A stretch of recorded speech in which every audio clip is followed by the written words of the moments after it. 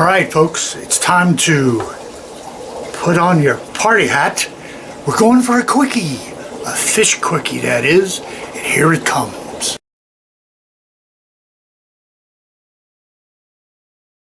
Hello everyone, I want to give you a real quick video and show you how to make some spawning mops for killifish or for your corydoras. This is what I have left of a skein of knitting material that you can buy at Kmart, Walmart, any kind of craft store. It's $2.50 to $3 for enough to make probably half a dozen mops. Now, if you're going to make a mop that floats, in other words, you're going to use like a cork, have it floating from the top and hang down to the bottom of the aquarium, then you'll need a cork, and I like to ahead of time cut a little piece that I'm going to use to tie the cork.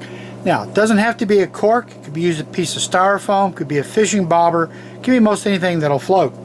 I recycle the corks. Now, to make your mop, this is probably going to mess up on me. You want it to go from the top of the water to down all the way to the bottom of the tank. A lot of the fish will spawn right at the bottom. So find a book. Here's a nice catcher's book, and hold one end and just start wrapping. 4, 5, 6, 7, 8, 9, 10, 11, and it's going to ball up on me. It gets to the end, they ball up, so I'm going to stop, unball it, and then restart. Maybe I have it unballed now.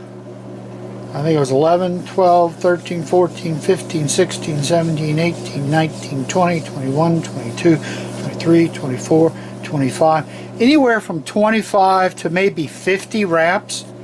Remember, you'll get twice that many. So this is probably about a 70 wrap. And you want to cut the bottom. Still enough there to make another one. Open it up here. Remember, our cuts are at the bottom. Run this piece through, even it out. No comments about my klutziness.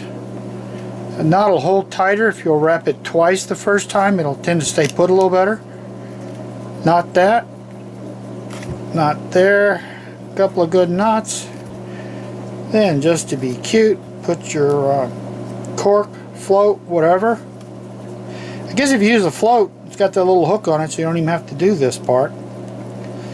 Use a piece of styrofoam, you do. Okay, there's my float. Then you're going to hold your fingernail at that spot, take it off, and cut.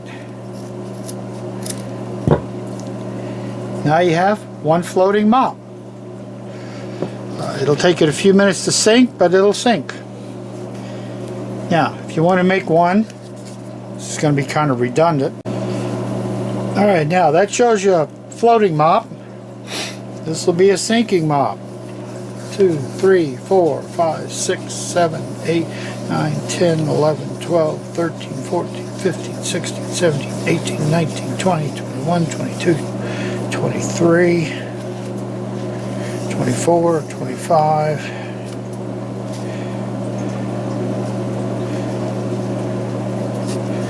I guess this one will go with 25 since it's knotted up pretty good now. Does give me a big enough piece here to cut off.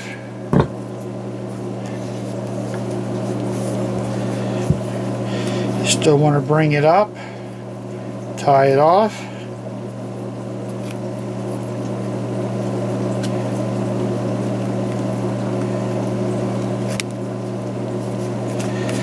Work the other end off and cut. And now when you sink this one without any kind of a cork on it, once this one absorbs water, it will just sit and lay there on the bottom. A lot of the corridor catfish like to spawn inside of these mops. A lot of your killifish will. A nice combination can be to do both for killifish, so that if they decide they want to spawn up in the mop, they can, or if they want to spawn along the bottom, they can do that also. It's amazing when you do this, depending upon the pair, sometimes you'll have more eggs in this part, sometimes there'll be more eggs down here. So why not cheat and give them both? So that's how easy it is to make some spawning mops for killifish and for corridors. Down on the bottom like this is probably pretty good for some tetras. So head off to the craft store and get some yarn and try making some mops. Thank you for watching.